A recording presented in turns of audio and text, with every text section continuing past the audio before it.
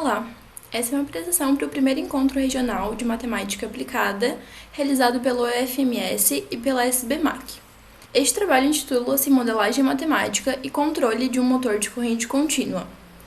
Ele foi escrito por mim, Nicole Longaretti de Souza, aluna do curso de Licenciatura em Matemática pela Universidade Federal de Santa Catarina, pelo aluno Augusto Magno da Silva, do curso de Engenharia de Controle e Automação, sob orientação do professor Dr. Ebrahim El Youssef.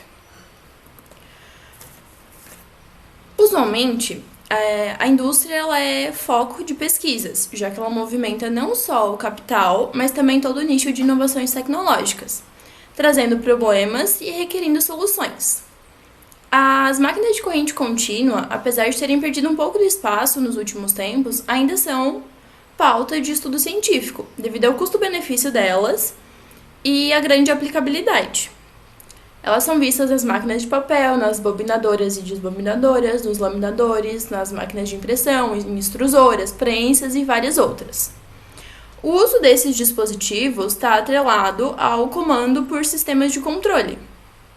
E esse projeto de controle, ele tem funções definidas independentemente, que são a entrada, o processamento e a saída. Então, é necessário um modelo matemático para o controle da planta, onde ele determina as entradas e os desvios, relaciona as entradas e as saídas e compara essa saída obtida com o que se tem como ideal. E a cada novo projeto vão ter outras questões específicas. Quando aplicam-se aproximações, reduz o grau de complexidade, e assim é possível analisar o comportamento do modelo aproximado. É claro que perde exatidão, mas se torna aceitável se cumprir os parâmetros pré-definidos, os requisitos de projeto e as características intrínsecas do alvo de interesse. Este estudo tem como objetivo verificar se essas aproximações são razoáveis em um motor de corrente contínua, usando recursos matemáticos na solução do problema de modelagem matemática, especificamente nas equações do motor. Foi aplicada uma técnica de controle, descrevendo o sistema por meio de modelos matemáticos, onde a velocidade de rotação do eixo de motor em relação ao tempo foi manipulada, seguindo os parâmetros de funcionamento. Parâmetros para um projeto de controle têm que ser gerados a partir de uma análise prévia da planta. Nesse caso, o objetivo de controle visa atingir máxima ultrapassagem menor que 10% e tempo de subida menor que 1 segundo. Pode-se dizer que controle é uma técnica de leitura e correção de certo efeito, originado por uma ação aplicada. E, em grande parte, o objetivo, então, atingir uma faixa de valores. Em geral, a saída é comparada com um valor de referência, gerando o erro. Esse erro, então, vai ser processado e o controle realiza a ação necessária. Esse trabalho utilizou o controle proporcional e integral, conhecido como PI. O primeiro reage proporcionalmente ao erro e o segundo atua como memória e corrige o erro de offset. A entrada VA vai ser comparada então com a saída, que vai gerar um erro. Esse erro vai ser processado aqui pelos valores dos ganhos KP e KI, gerando um sinal de entrada para a planta. A planta é o sistema que visa ser controlado. Foram utilizados dois motores com eixos acoplados, onde o primeiro recebe o sinal de controle e o segundo é utilizado como um sensor. De acordo com a rotação do eixo, esse sensor gera então uma diferença de potencial em seus terminais, que é utilizada para então medir a velocidade desse eixo. Para determinar o modelo matemático da planta, foi analisado o diagrama de corpo livre, separado pelos elementos elétricos e os elementos mecânicos. Os elementos elétricos respeitam então a lei de Kirchhoff, que diz que a soma das tensões em uma malha é igual a zero.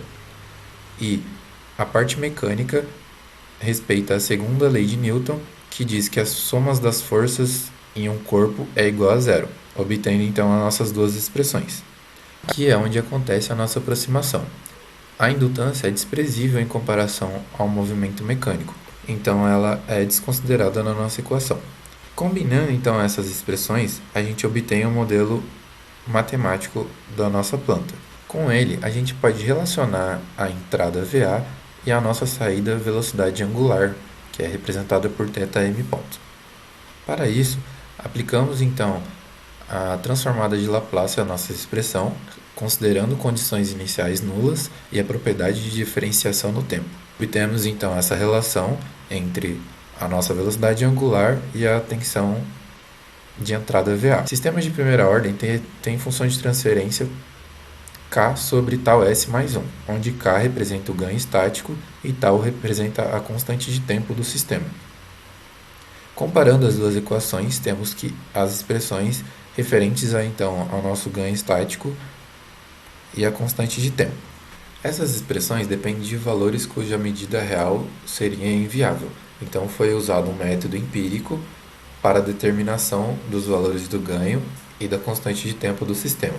Foi aplicada uma diferença de potencial nos terminais do motor, gerando como saída a curva em azul.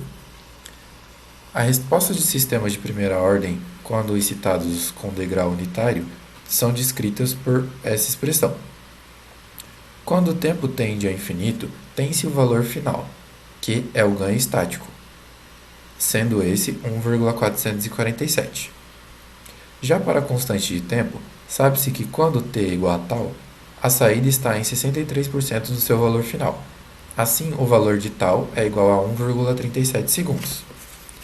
A função de transferência completa foi simulada e, como pode ser visto, reproduz o sistema com grande semelhança, provando que a modelagem pode ser utilizada para o projeto de controle.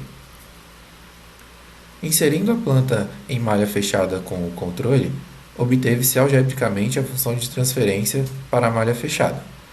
Com base nela, nas equações de controle e nos parâmetros pré-definidos, os ganhos Kp e Ki foram encontrados. Realizando a simulação em malha fechada, o sobressinal não atende ao parâmetro de projeto, pois é maior do que 10%. Isso era esperado, já que o zero referente à indutância não foi levado em conta. Foi feito então um ajuste fino e depois de algumas simulações, os novos valores de Kp e Ki são como mostrados. Para aplicar o controle foi utilizado um Arduino, que funciona em tempo discreto. Logo, foi necessário aplicar o método de touch, de modo a discretizar a equação de controle, obtendo C de Z. Aplicando a transformada inversa, a equação de diferenças foi encontrada. A partir dela, um código foi implementado gerando a resposta de controle aplicada à planta. O controle aplicado oferece apenas 2 graus de liberdade para ajuste, KE e KI, para ajustar 3 variáveis, sendo elas 2 polos e um zero. O acréscimo da ação derivativa acrescenta mais um grau de liberdade para ajuste, o que poderia ser aplicado em um trabalho futuro. Caso surja alguma dúvida, aqui está o nosso contato. As referências utilizadas para esse trabalho estão aqui apresentadas. Obrigado.